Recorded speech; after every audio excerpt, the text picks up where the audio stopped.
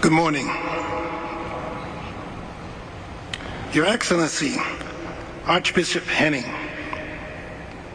Boston Fire Department chaplains, Honorable Governor Healy, Honorable Mayor Wu, elected officials, distinguished guests, and the Kilduff family.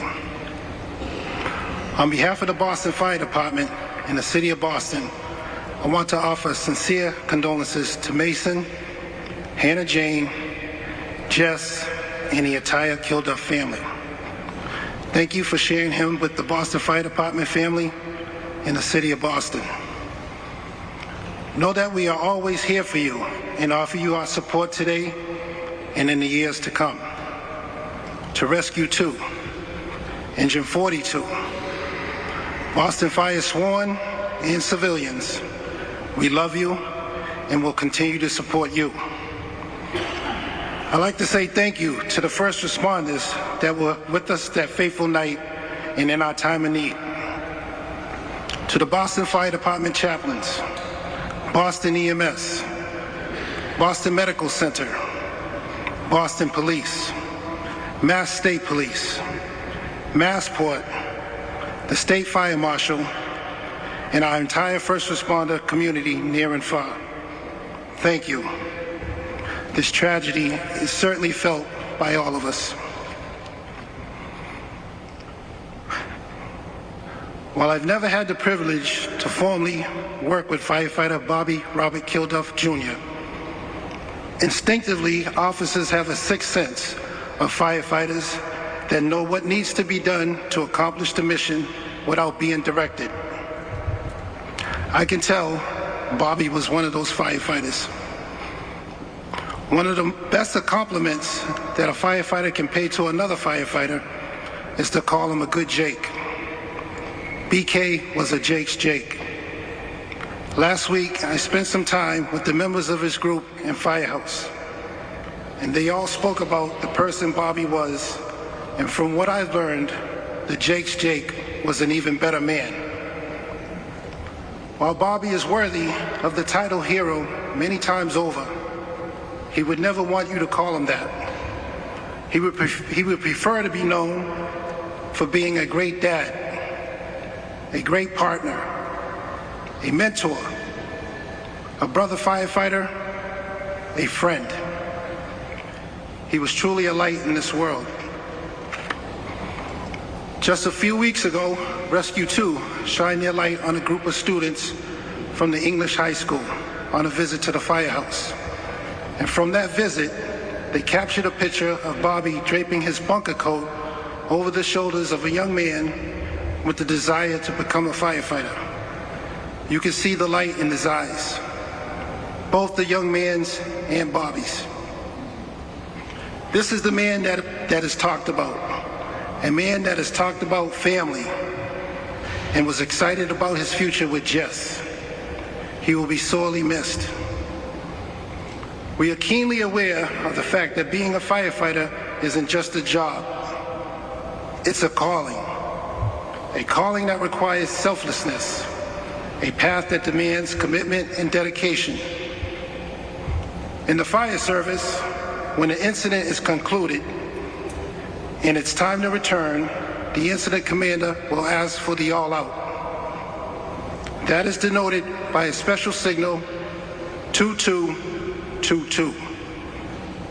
This tells everyone on scene, the emergency is over, our job is done, it's time to go home. Firefighter Robert Kilduff Jr., you've answered the final alarm with honor.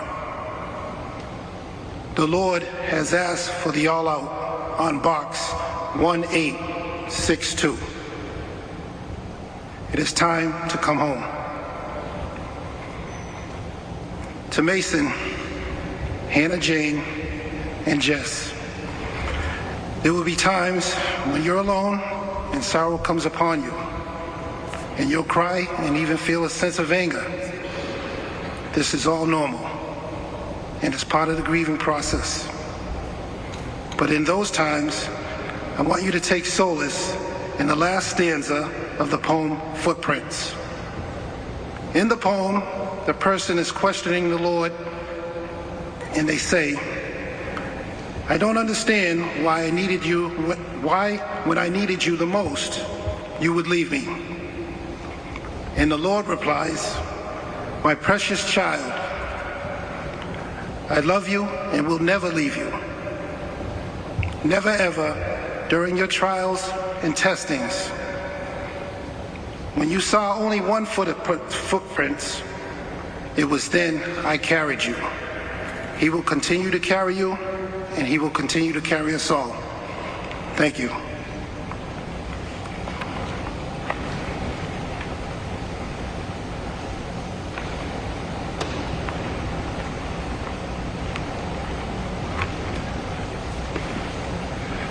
Thank you, Commissioner.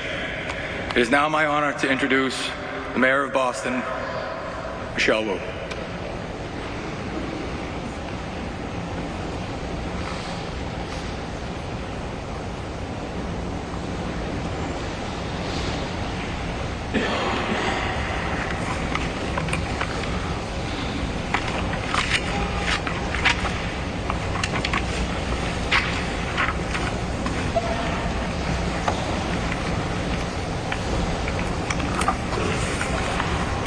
Good morning.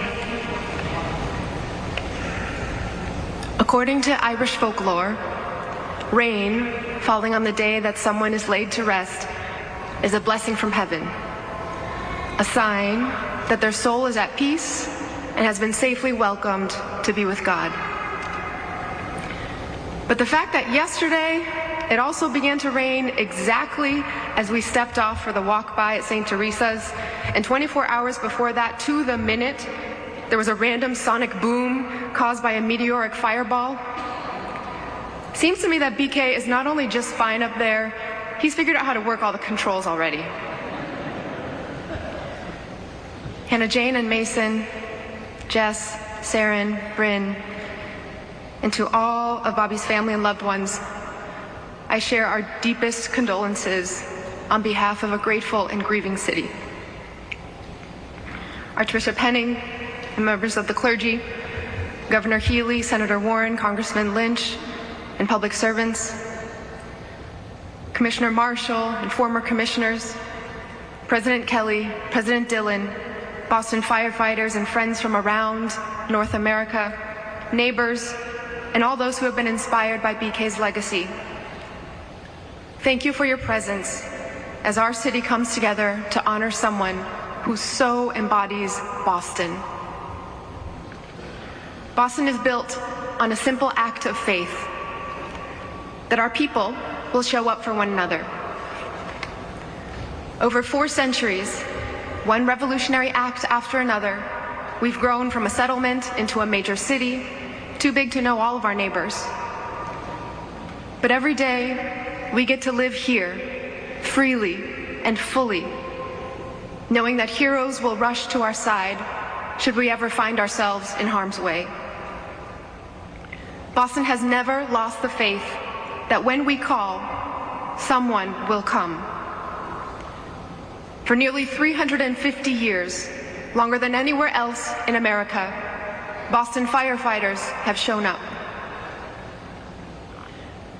And when one of our protectors lays down their life in service to our city, every heart in Boston feels the pain of that loss. Last Saturday night, Bobby Kilduff answered the call. He gave his life, making sure his neighbors got another day. A few days ago, I had the chance to spend some time with the members of Rescue 2 and Engine 42, listening to their BK stories. They set up a makeshift memorial next to the firehouse in Eggleston Square. And while they were standing there, a woman they'd never seen before walked up and told them she didn't know Bobby, but knew him. They asked her what she meant. She said her car had caught on fire around the corner a while back, and when she saw the flames, she started panicking. Bobby arrived and started talking to her. He was so calm that she suddenly felt calm. He stayed with her through one of the scariest moments of her life and she never learned his name, but she remembered his face, and she came to the firehouse to say goodbye. That's the faith we live by in Boston. When you call, someone will come. For so many people in our city, that someone was BK. He understood through his own family's loss the dangers of this job, and he signed up anyway. For nearly a quarter century, he carried the legacy of his family and that of Rescue 2, carrying out the most complex and technical rescues to return neighbors to their loved ones and make sure his brothers and sisters wearing the uniform got home safe. Knowing how abruptly a life can end taught Bobby how to live, how to treasure the days the rest of us might rush through. He taught younger colleagues to be present with their kids and never take the people they love for granted. He worked with the union, locally, statewide, nationally, to protect his fellow firefighters. He gave his time to veterans and their families. He coached young football players in West Roxbury, and he threw himself completely into being a father. The whole time his kids had him, they had all of him. He knew how precious that time was. That's why he spent nearly 25 years helping other families keep the people they loved. And on Saturday night, he did it one last time. Because of Bobby Kilduff, 5 of our neighbors will get to spend more time with the people they love, just like countless other families in our city, whose loved ones, sworn and civilian, he saved with a technical rescue or a quiet and caring word. That's his legacy. It lives on in everyone who got another day with their loved ones because he answered the call. To the entire Kilduff family and everyone who loved Bobby, on behalf of the city of Boston, I promise that we will be there for your family just like he always was for us. Many of the people Bobby helped never knew his name, but like that woman in Eggleston Square, because of the way he served, they'll never forget him. Neither will we. We are so grateful that he spent his life keeping the faith. May God bless the Boston Fire Department. May God bless the Kilduff family. And may Bobby Kilduff Jr. rest in peace.